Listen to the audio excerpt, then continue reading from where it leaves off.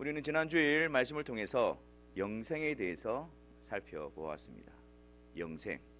이 영생이라는 것은 그냥 단지 시간적으로 영원히 산다 그런 개념은 아니라 그랬습니다. 성경에 보면은 죄로 말미암아 하나님과 단절되어져 있는 모든 사람들에 대해서 죽었다라고 말합니다. 그리고 장차 지옥에 들어갔을 때에 불과 용화로 타는 못에 던져지게 될 때에 낮과 밤에 세세토록 그곳에서 고통당하는 것을 보고 성경은 둘째 사망이다, 완전한 죽음이다 그렇게 말합니다.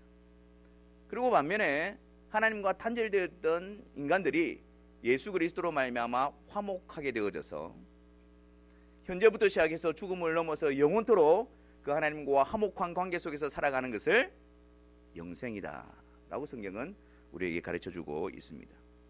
그리고 영생은 누가 얻을 수 있다고 그랬습니까? 영생은 아버지께서 아들에게 주신 모든 자들이 영생을 얻게 된다라는 것을 우리가 확인했습니다. 모든 사람들이 다 영생을 얻을 수 있는 것도 아니고 또 내가 영생을 얻기로 결정한 사람들만 얻는 것도 아닙니다. 이 영생이라는 것은 아버지께서 영생을 주시기로 작정하시고 그 아들에게 주신 그 모든 자들이 영생을 얻게 되어집니다. 그리고 이 영생은 예수 그리스도만이 주실 수가 있습니다. 왜냐하면 영생, 하나님과의 화목을 이루기 위해서는 죄 문제가 해결되어야 되지 않습니까? 근데 우리의 모든 죄를 대신 담당하시고 그 죄 문제를 해결할 수 있는 유일한 분은 예수 그리스도 외에는 없는 것입니다. 그리고 또한 아버지께서 예수 그리스도에게로 이끄신 자들에게 영생을 주실 수 있도록 예수님에게 하나님은 모든 권세를 위임해 주셨습니다. 그렇기 때문에 우리에게 영생을 주실 수 있는 분은 오직 예수 그리스도, 그분 한 분 외에는 없는 것입니다. 오늘은 영생에 대해서 두 번째 한번 살펴보려고 합니다.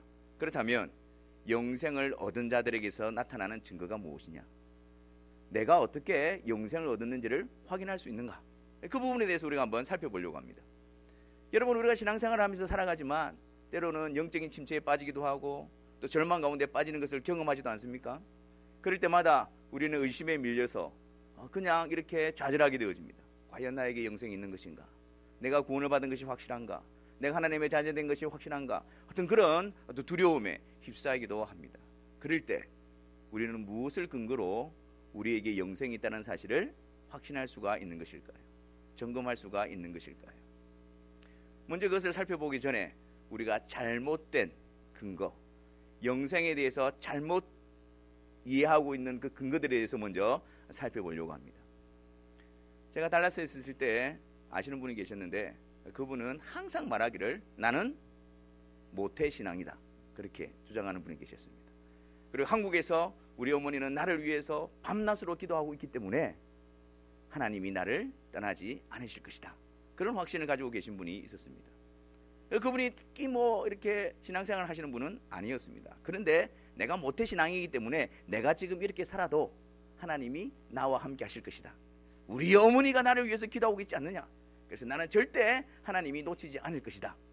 그렇게 말하는 분이 있었습니다. 그분의 평생 소원이 뭔지 아십니까? 이 세상에서 마음껏 살다가 죽기 전에 예수님을 믿어 천국 가는 것이 그 사람의 소원이었습니다. 얼마나 좋을까? 죽기 전에 딱 예수님 믿고 딱 천국에 가면 얼마나 좋을까? 여러분, 모태신앙이니 내가 기독교 멧돼 집안이니 어머니가 기도하니 이런 것들은 우리에게 영생이 있다라는 근거가 되지를 못합니다. 그리고 또한 벌써부터 아멘 하시면 나중에 어떻게 하시려고 그러네. 그리고 또한 여러분, 성경적으로 뭔가를 많이 알고 있다고 해서 그것이 영생이 있다라는 증거가 되지를 못합니다. 예수님께서 요한복음 5장 39절과 40절에 보면 바리새인들에게 이렇게 말씀합니다. 너희가 성경에서 영생을 얻는 줄 생각하고 성경을 연구하거니와 이 성경이 곧 내게 대하여 증언하는 것이다. 그런데 너희들은 영생을 얻기 위하여 내게로 오지 않는다. 이들이 영생을 얻기 위해서 성경을 그렇게 연구하고 그렇게 철저하게 배우고 외우고 그렇게 했는데 영생을 얻기 위해서 그 성경을 통해서 예수님께로 가지 않는단 말이에요. 그러니까 성령 하나님의 그 역사로 말미암아 말씀을 통해서 예수 그리스도께로 나오지 않는 그런 자들, 그런데 성경에 대해서 많이 알고 있다고 해서 그것은 영생을 얻는 증거가 되지를 못하는 것입니다. 또 하나, 일시적인 신앙의 모습들, 이것도 역시 우리 영생 얻는 증거가 되지를 못합니다. 잠시 하나님의 말씀 앞에 기쁨을 누리기도 합니다. 그리고 잠시 한동안 또 영적인 체험들도 합니다. 마음의 기쁨도 누립니다. 하지만 말씀을 통해서 어려움이 왔을 때 돌아서 버리는 그런 모습, 그것도 역시 내가 과거에 그런 경험이 있었다고 해서 영생이 나에게 주어졌다라는 근거가 되지를 못하는 것입니다. 또한 은사적인 체험이나 또 성령의 체험이 있다고 해서 그것도 역시 영생을 얻는 근거가 되지를 못합니다. 성령의 사역에는 두 가지가 있어요. 하나는 일반 사역과 특별 사역이 있는데, 일반 사역은 성령께서 은사를 나누어 주시는 것을 의미합니다. 특별 사역은 말씀을 통해서 그에게 믿음을 주시고 거듭나게 하시는 사역을 말합니다. 성경에 보면은 성령 하나님께서 그들을 거듭나게 하지 않으시면서도 일반적인 사역, 즉 은사를 나눠주시는 그런 일들이 일어난다는 것을 말합니다. 그러니까 성령의 사역, 성령의 은사는 받았으나 구원에 이르지 못하는 사람들도 있을 수 있다는 것이 성경의 가르침입니다. 그것이 어디에 나오느냐? 히브리서 6장 4절과 6절입니다. 한 번 빛을 받고 하늘의 은사를 맛보고 성령에 참여한 바가 되고 하나님의 선한 말씀과 내세의 능력을 맛보고도 타락한 자들, 성령의 능력과 내세의 기쁨과 말씀의 능력과 이런 경험들이 있었지만 타락한 자들, 이들은 성령의 특별 사역, 말씀을 통해서 거듭나게 하시는 그 은혜를 받지 못했기 때문입니다. 그러므로 그 성령의 구원에 이르게 하는 그 은혜를 입지 않고 단지 성령의 은사만을 이야기하고 체험만을 이야기하는 것으로서도 내가 영생이 있다는 것을 확증할 수 있는 증거가 될 수가 없는 것입니다. 또 하나는 맹목적인 신앙, 그 역시 영생을 얻는 근거가 되지를 못합니다. 여러분, 착한 성도가 누구입니까? 어떤 사람이 착한 성도입니까?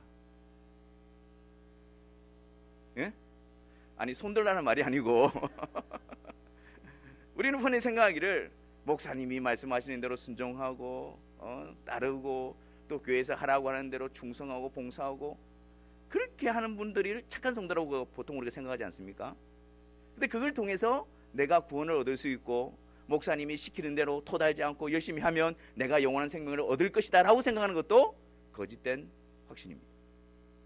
맹목적인, 덮어두고 아멘, 뭐 무조건 따라가면 되겠지, 시키는 대로 하면 되겠지, 그러면 내가 구원을 얻을 수 있겠지, 이런 생각도 위험한 생각이 것입니다. 저도 모태신앙입니다. 고등학교 2학년 때 한 선생님을 통해서 복음을 듣게 되어지고 예수님께서 저를 찾아오시고 또 예수님께서 저로 하여금 구원을 알게 해 주셨습니다.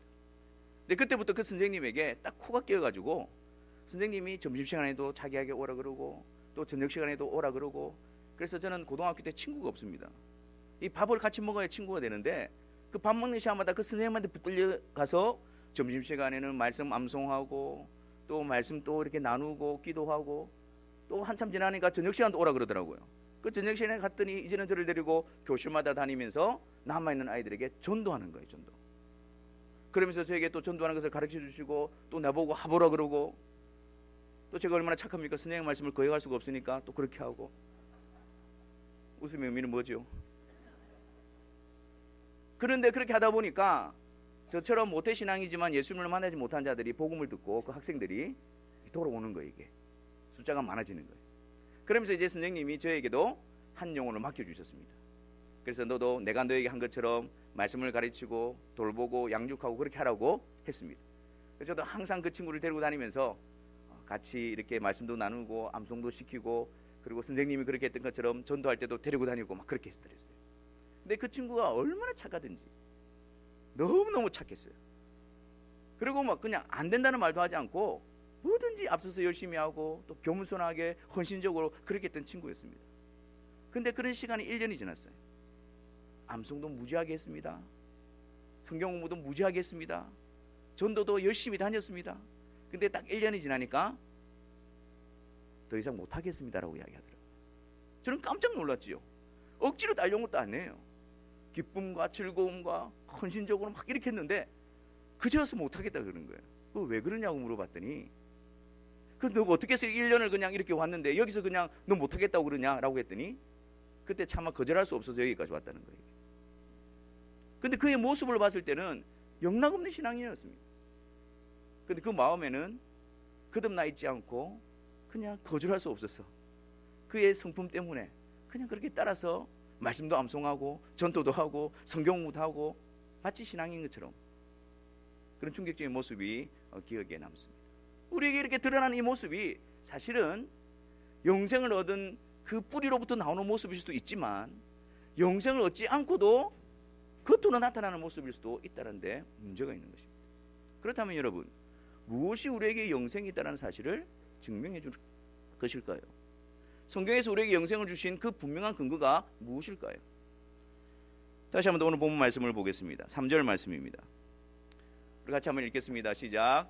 영생은 곧 유일하신 참 하나님과 그가 보내신 자 예수 그리스도를 아는 것이다. 성경에서 영생, 이것은 영생의 조건을 말하는 것이 아닙니다. 하나님과 예수 그리스도를 믿으면 알면 구원을 얻는다, 영생을 얻는다, 이 말이 아닙니다.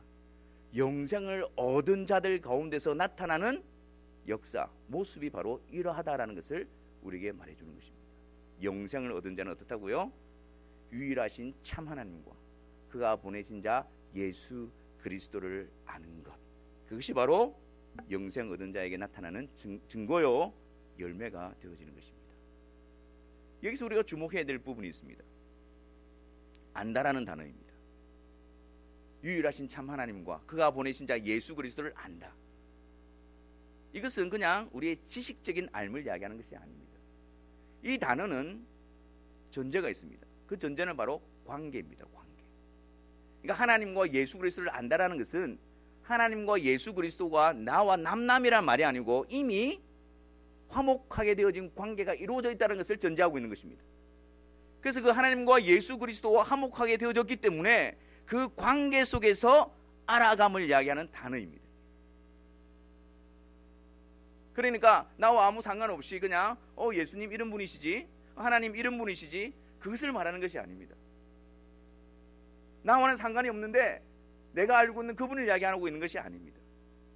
그분 안에 화목하게 되어져서 그분과 연합이 되어져서 그 연합 속에서 그분을 알아가는 알을 이야기하는 것입니다. 그렇기 때문에 이것은 실제적인 알미입니다. 그래서 삶 가운데에 실제적으로 영향력이 나타나게 되어지는 것입니다.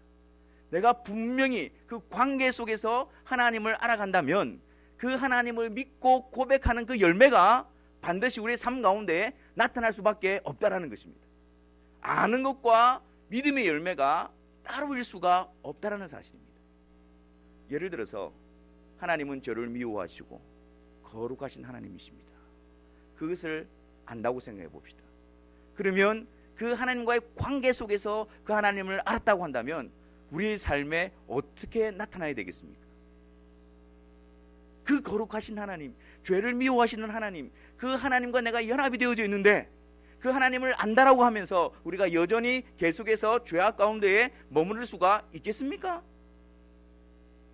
그 하나님이 나와 함께 하시고 그 하나님이 그것을 원치 않으신다는 것을 아는데 우리가 계속 아랑곳하지 않고 상관하지 않고 어둠 가운데에 머물러 있을 수가 있겠습니까? 하나님께서 우리와 함께 하셔서 하나님이 우리를 향해서 원하시는 뜻이 무엇인지를 말씀을 통해서 나타내 보여주시는데 그것을 알고 있음에서도 불구하고 나와는 전혀 상관없는 일이다, 내가 원하는 대로 행하는 그런 모습이 감히 나타날 수가 있겠느냐라는 것입니다. 하나님과의 관계 속에서 하나님을 안다라는 것은 그 하나님을 아는 그것이 곧 우리의 삶의 역사로 나타나는 것을 의미합니다. 그분과의 연합 속에서 그분의 그분됨이 우리에게 나타나는 것을 의미합니다. 하나님이 나와 함께 하시고 하나님이 나의 아버지라고 고백하면서 그 아버지를 닮아가는 것이 우리 가운데 없다면 그 고백은 점검해 봐야 하는 것입니다. 또한 여러분, 이 오늘 3절 말씀에 우리가 좀 유의해야 될 부분이 나타나고 있습니다. 영생이라는 것이 무엇이라 그랬습니까? 유일하신 참 하나님과 그가 보내신 자 예수 그리스도를 아는 것이라 그랬어요. 그런데 여기서 그냥 하나님을 아는 것이다 그렇게 말하면 되는데 왜 그 뒤에 그가 보내신 자 예수 그리스도를 아는 것이라는 것이 같이 붙어서 나오는 것일까요?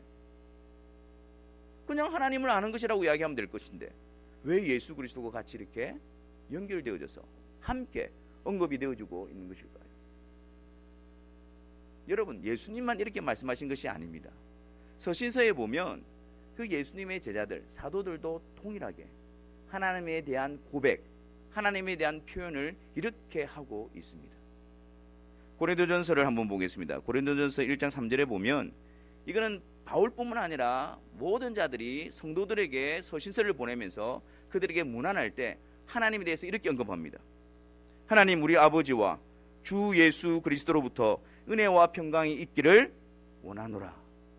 하나님과 그 아들 예수 그리스도가 항상 함께 나오는 거예요. 1장 9절에는요. 너희를 불러 그의 아들 예수 그리스도 우리 주와 더불어 교제하게 하시는 하나님이라고 이야기합니다. 갈라디아서 1장 4절에도 그리스도께서 하나님 곧 우리 아버지의 뜻을 따라 이 악한 세대에서 우리를 건지시려고 우리의 죄를 대속하기 위하여 자기 몸을 주셨다. 그리스도께서 그냥 우리를 위해서 자기 몸을 주셨다라고 말하는 것이 아니라 아버지의 뜻을 따라서 그리스도가 자체 그냥 스스로 그렇게 했다고 말하지 않고 아버지와의 그 연합된 관계 속에서 그리스도의 사역을 고백하고 있는 것입니다. 아버지와 나는 하나이니라. 아버지와 그리스도가 같이 고백되어지는 것. 그래서 그것이 하나님의 모습이라는 것을 알게 하시는 분이 누구이십니까? 성령 하나님이십니다. 그러므로 요한복음 17장 3절의 말씀은 영생이란 단지 하나님을 아는 것을 의미하는 것이 아니라 그 하나님이 성부, 성자, 성령 삼위일체 되신 하나님임을 나타내고 있는 것입니다. 또한 하나님께서는 왜 예수 그리스도와 함께 등장하시는 것일까요? 그 하나님은, 우리가 믿는 하나님은 예수 그리스도를 통해서 그분을 나타내시기 때문입니다. 우리가 믿는 하나님은 그 아들 예수 그리스도를 통해서 보여주시고 성취하시는 하나님이십니다. 예수 그리스도를 배제하고 예수 그리스도를 던져놓고는 하나님을 알 수도 없으며 하나님께로 나아갈 수 없는, 오직 그리스도를 통해서만 하나님 아버지를 알 수 있는, 이것을 성령의 역사로 알 수 있는 이것이 영생이다라는 것을 우리에게 알려주고 있는 것입니다. 목사님, 왜 그렇게 복잡하게 이야기하십니까? 그냥 하나님 믿는다고 하면 되지 않습니까? 왜 그렇게 이야기하십니까? 저한테 묻지 마시고 예수님께 물으십시오. 사도들에게 물으십시오. 그들이 우리의 인간적인 언어의 표현으로 그 하나님을 나타내는 방식을 이렇게 취하고 있는 것입니다. 하나님은 성부, 성자, 성령 삼위로 구별되어 존재하시지만 절대로 분리되지 않고 하나로 연합되어져 있는 분이, 그분이 바로 우리가 믿는 유일하신 하나님의 모습이기 때문입니다. 여러분, 우리가 이렇게 하지 않기 때문에 우리의 신앙이 얼마나 왜곡되어져 있는지를 모릅니다. 성부, 성자, 성령 삼위로 존재하시면서 항상 함께 계신 그 하나님을 우리는 어떻게 합니까? 자꾸 분리를 시켜놓습니다. 우리는 자꾸 따로 떼어놓습니다. 그래서 어떻게 합니까? 구약시대 때는 성부 하나님만을 이야기합니다. 예수님이 오셨을 때는 예수님만을 이야기합니다. 그리고 이제 예수님이 승천하셨을 때는 이제는 성령만을 이야기합니다. 그래서 지금은 성령 시대다, 성령님을 더욱더 의지해야 된다, 뭐 이렇게 이야기합니다. 단 한 번도 분리되신 분이 없는 삼위 하나님에 대해서 우리 이성적인 생각으로 그것을 분리시켜 놓는 것이 얼마나 신성모독적인 모습일까요? 또 한번 점검해 볼까요? 여러분들 어떻게 구원받았습니까? 여러분 어떻게 구원받았습니까?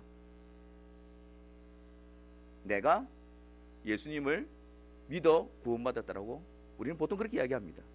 거기에 등장하는 인물이 누구입니까? 나와 예수님입니다.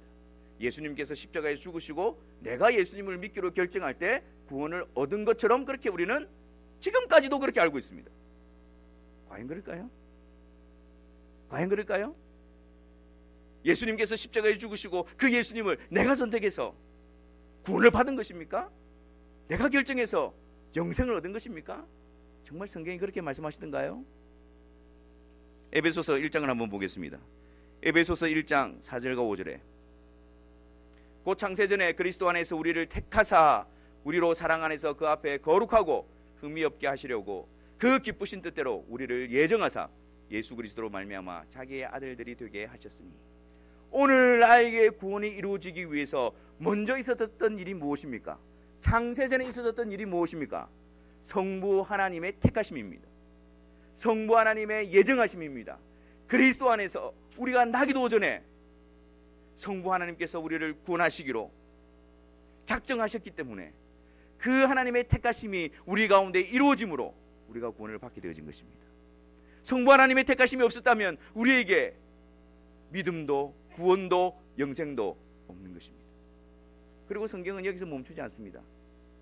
더 나아갑니다. 에베소서 1장 7절 같이 한번 읽겠습니다. 시작. 우리는 그리스도 안에서 그의 은혜의 풍성함을 따라 그의 피로 말미암아 속량 곧 죄사함을 받았느니라. 하나님이 택하신 자들의 죄를 속량하시기 위해서 그 아들을 이 세상에 보내주신 것입니다. 성자 하나님 예수 그리스도의 완전하신 구속하심으로 우리는 구원을 얻게 되어진 것입니다. 또 성경은 여기서 멈추지 않습니다. 더 나아갑니다. 1장 13절 시작. 그 안에서 너희도 진리의 말씀 곧 너희의 구원의 복음을 듣고 그 안에서 또한 믿어 약속의 성령으로 인치심을 받았으니. 하나님의 택하심이 그리스도 예수가 이루어놓으신 영원하신 구속하심 안에서 성령님이 부르시는 자들 가운데 역사하심으로 하나님의 택하심이라는 그 인치심을 통해서 우리가 예수 그리스도를 받아들임으로 구원을 얻게 되어진 것입니다. 다시 묻겠습니다. 여러분들은 어떻게 구원을 얻었습니까? 여러분이 영생을 얻었다면 그 영생이 어떻게 여러분들에게 베풀어졌습니까? 내가 어떻게 해서라는 것이 들어갈 자리가 없는 것입니다. 삼위 하나님을 알고 삼위 하나님을 고백하고 삼위 하나님의 역사를 우리가 보게 될 때에 내가 어떻게 했다? 내가 무엇을 했다? 그게 아니에요. 성부 하나님의 택하심과 성자 하나님의 완전하신 구속하심과 성령 하나님의 거듭나게 하시는 역사가 나에게 구원이 임하게 했다. 그것이 우리가 고백해야 될 하나님에 대한 고백인 것입니다. 예배는 어떠합니까? 예배를 어떻게 드려야 하나님이 받으시죠? 우리의 마음과 정성을 다해서 그렇게 하나님께 예배를 드려야 합니다. 하나님은 높으신 분이시죠. 우리의 마음과 정성을 다해서 예배를 드려야 합니다. 그러나 우리가 아무리 최선을 다하고 우리가 아무리 마음을 다하고 정성을 다하고 깨어있어 예배를 드린다 할지라도 과연 그 예배가 그 거룩하신 하나님이 받으시기에 합당한 예배가 되어지는 것일까요? 인간의 의는 만물보다 거짓되고 더러운 옷과 같다라고 성경은 이야기합니다. 우리가 그 어떤 것으로 치장하더라도 우리의 모습은 회칠한 무덤과 같습니다. 그 거룩하신 하나님 앞에서 죄악된 우리들이 어떤 것을 드린다 할지라도 하나님이 받으실 수가 없는 것입니다. 그러면 하나님은 우리 예배를 어떻게 받으십니까? 우리 예배를 어떻게 받으십니까? 우리의 무엇 때문에 받으시는 것이 아니라 예수 그리스도가 이루신 그 완전한 구속의 사역으로 말미암아 죄인된 우리를 의롭게 하심으로 그리스도 안에 있는 우리들의 예배를 하나님이 받으시는 것입니다. 너희가 나를 떠나서는 아무것도 아니다. 예수 그리스도를 제껴놓고는 예수 그리스도를 배제해놓고서는 우리가 하나님 앞에 연락될 수 없는 존재라는 것이 성경의 가르침인 것입니다. 그러므로 우리가 예배 나올 때에 우리의 감정, 우리의 만족, 우리의 생각이 중요한 것이 아닙니다. 우리의 지금 현 상황이 중요한 것이 아닙니다. 이런 나를 그리스도로 말미암아 자녀 삼으시고 의롭게 하시는 그 하나님의 약속을 붙들고 그리스도를 의지하여 성령을 힘입어 하나님께 예배의 자리로 나오는 것입니다. 그래서 하나님께서 나의 예배를 받아주셨다, 내가 하나님과 화목됨을 이루었다, 그 확신은 그 어디에도 있는 것이 아니라 오직 성령께서 알게 하시는 그리스도의 구속하심인 것입니다. 나의 나 된 것은 하나님의 은혜요, 내가 자랑할 것은 오직 예수 그리스도밖에 없으며 그리스도로 말미암아 하나님이 나를 받아주셨다. 그것이 우리의 믿음의 고백이 되어지는 것입니다. 우리의 삶의 현장은 어떻습니까? 우리가 삼위 하나님을 고백할 때 우리의 삶을 어떻게 바라볼 수가 있을까요? 그리스도 안에서 하나님의 자녀된 자들에게는 성부 하나님께서 섭리하심과 작정과 인도하심 속에서 우리를 이끌어가고 있습니다. 그리스도께서 이루신 그 놀라운 구속의 사역이 완전하시기 때문에 하나님의 사랑이, 우리를 향한 하나님의 사랑이 변함이 없으십니다. 신실하시기 때문에 그리스도 안에서 자비와 긍휼을 베풀어주고 계십니다. 성령을 보내어 그것을 알게 하시고 그것을 따르게 하십니다. 그런데도 왜 우리는 어려운 일을 당하는 것일까요? 그런데도 우리는 왜 기도하는 대로 다 응답받지 못하는 것일까요? 그런데도 우리는 왜 고통을 당하는 것일까요? 답답한 일을 만나는 것일까요? 여전히 하나님은 그리스도 안에서 우리를 사랑하시고 우리를 섭리하시고 이끌어가고 계시고 주장하고 계시는데도 불구하고 그런 일들이 우리에게 일어나는 이유가 무엇일까요? 우리의 경험으로 고백하는 것이 아니라 성부, 성자, 성령 하나님을 믿는 믿음으로 고백할 때에 그 자리가 바로 하나님의 사랑의 손길이 우리에게 베풀어지는 자리임을 믿음으로 고백하게 되어지는 것입니다. 지금 당장 나에게 고통이고, 지금 당장 나에게 가시이고, 지금 당장 나에게 어떤 의미가 있는지 그 하나님의 뜻을 알지 못한다 할지라도 그 그리스도 안에서 변함없는 사랑으로 나와 함께 하시고 나를 이끌어 가시는 그 하나님의 사랑의 손길의 연장임을 우리가 믿음으로 바라볼 때에 그 자리가 슬픔이 변하여 기쁨이 되어지며 낙담이 변하여 하나님에 대한 기대로 채워지는 소망의 자리가 될 것입니다. 사랑하는 성도 여러분, 우리가 믿는 하나님은 성부, 성자, 성령 삼위로 존재하시면서 한 분으로 연합되어져 있는 하나님이십니다. 하나님 아버지를 말할 때 예수 그리스도를 동일하게 고백하십시오. 하나님 아버지를 말할 때 성령 하나님을 힘입어 그리스도 안에서 하나님을 고백하십시오. 예수님을 말할 때 성부 하나님을, 성령 하나님을 함께 동시에 그분을 고백하십시오. 성령 하나님을 말할 때에 하나님의 영으로서, 그리스도의 영으로서 하나님의 뜻을 이루는 그 성령 하나님을 고백하십시오. 그것이 바로 하나님에 대한 합당한 경배이며 그것이 바로 하나님 앞에 합당하게 예배하는 우리의 고백이 되어질 것입니다. 우리가 왜 예배를 시작할 때 사도신경으로 시작하나요? 우리가 예배를 시작할 때 사도신경으로 시작합니까? 그 사도신경이 무엇을 고백하고 있습니까? 성부, 성자, 성령 하나님을 고백하고 있습니다. 우리는 예배를 시작하면서 우리가 믿는 하나님은, 우리 예배를 받으시는 하나님은 성부, 성자, 성령 한 분이신 하나님이십니다. 그 고백으로 나아가는 것입니다.